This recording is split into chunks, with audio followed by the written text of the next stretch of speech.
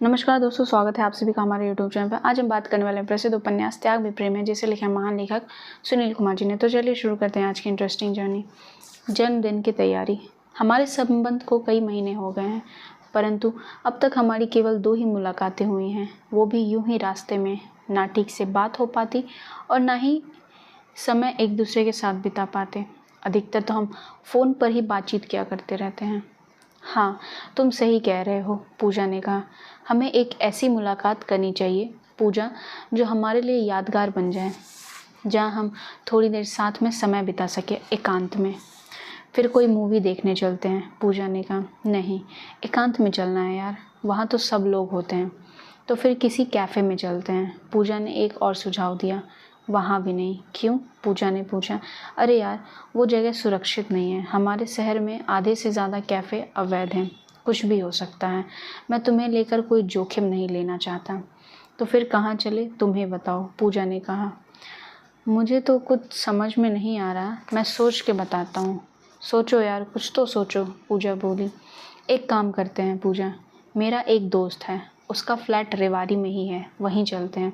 साथ में समय भी मिलेगा बिताने को और कोई हमें डिस्टर्ब भी नहीं करेगा।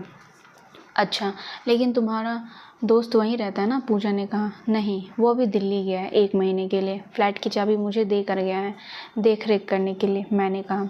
हाँ, वो जगह बिल्कुल उचित रहेगी, पर एक समस्या है यार, पूजा ने कहा। क्या? मेरे घर वाले मुझे अकेले कहीं जाने नहीं देते। मैंने तुमसे पहले भी बताया था, मैं कॉलेज के पेपर देने ही अकेले जाती हूँ और पढ़ाई भी डिस्टेंस ही कर रही हूँ। बाकी हर जगह माँ या पापा के साथ ही जाती हूँ, पूजा ने मायूसी से कहा। कोई बात नहीं, एक बार माँ से पूछ कर तो देखो। नहीं भेजेगी माँ, क्योंकि मैंने कभी अकेले बाहर जाने की ज़िद नहीं की, और वैसे भी मेरा जन्मदिन भी आने वाला है। इस बार सोचा था तुम्हारे साथ मनाऊंगी, पर अब कुछ समझ नहीं आ रहा क्या करूँ। कब है तुम्हारा जन्मदिन? मैंने पूछा। आने वाली 1 तारीख को, पूजा ने कहा। फिर तो बस 5 दिन बचे हैं, मैंने कहा। हाँ, यही तो कह रही हूँ। तो फिर तुम्हारे जन्मदिन पर ही मिलते हैं, मेरे पास एक प्लान है, मैंने कहा। क्या? बस थोड़ा सा माँ से झूठ बोलना होगा। कहना, माँ मैं अपने जन्मदिन पर कॉलेज जा रही हूँ, मेरी दोस्त ने बुलाया है और वे पार्टी मांग रही हैं जन्मदिन की। उनसे मिल भी आऊँगी और पार्टी भी दे आऊँगी, और काफ़ी दिन भी हो गए हैं अपनी दोस्त से भी मिले। विचार तो अच्छा है, मगर काम कर गया तो? वैसे दिमाग तो बहुत लगाते हो तुम, पूजा ने मुस्कुराते हुए कहा।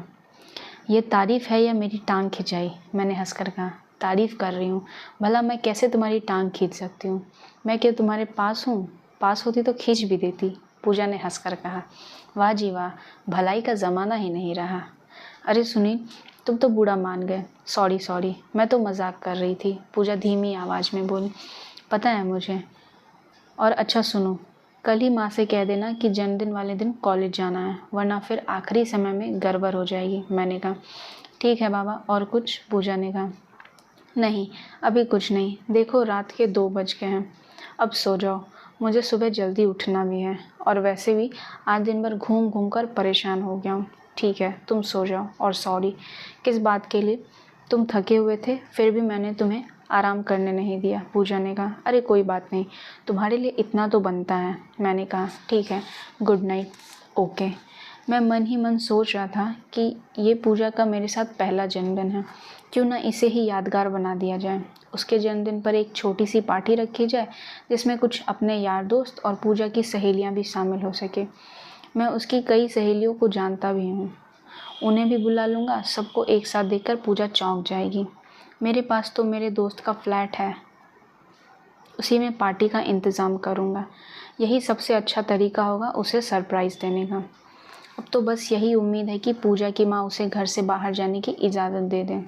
कुछ दिन बाद, जब पूजा के जन्मदिन में केवल 1 ही दिन बाकी थे, लेकिन अभी तक पूजा की तरफ से हाँ नहीं मिली थी, जिस कारण पार्टी की कोई तैयारी शुरू नहीं हो पा रही थी। मुझे तो लग रहा था कि वो आ ही नहीं पाएगी। जो सपना मैंने उसके लिए देखा था वह अधूरा ही रह जाएगा।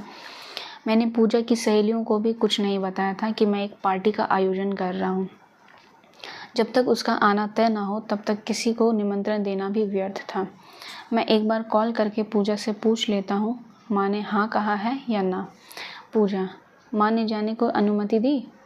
नहीं दी। सुनील अभी तक तो कुछ नहीं कहा है, पता नहीं भेजेंगी भी या नहीं। पूजा बोली। तो फिर माँ क्या कर रही है? कुछ बोल ही नहीं रही है। कहती है देखते हैं, पूजा ने कहा। अगर कहो तो मैं कुछ करूं? तुम क्या करोगे? पूजा ने कहा। तुम्हारी सहेली से कह दूं कि तुम्हारी माँ को फ़ोन करके अनुमति मांगे, शायद तब बात मान जाए। नहीं सुनील, तब तो माँ बिल्कुल नहीं भेजेंगी, उल्टा कहेंगी कि मैंने अपनी दोस्त को खुद फ़ोन किया है बोलने के लिए। तो यार अब क्या करें, तुम ही बताओ। मैंने कहा मैं कल सुबह एक बार फिर कोशिश करूँगी, हो सकता है माँ हाँ कह दे। अब तो काफ़ी रात हो गई है, अब तो पूछ भी नहीं सकती। पूजा ने कहा। अगर माँ हाँ कह दे तो मुझे तुरंत बता देना, फ़ोन करके या मैसेज करके। ठीक है सुनील। हर रोज़ की तरह हम बात करते करते आधी रात पार कर गए। जैसे ही घड़ी में 12 बजे पहली तारीख आई, मैंने उसे जन्मदिन की शुभकामनाएं दी और सो जाने को कहा और खुद भी सो गया। प्रेम संबंध।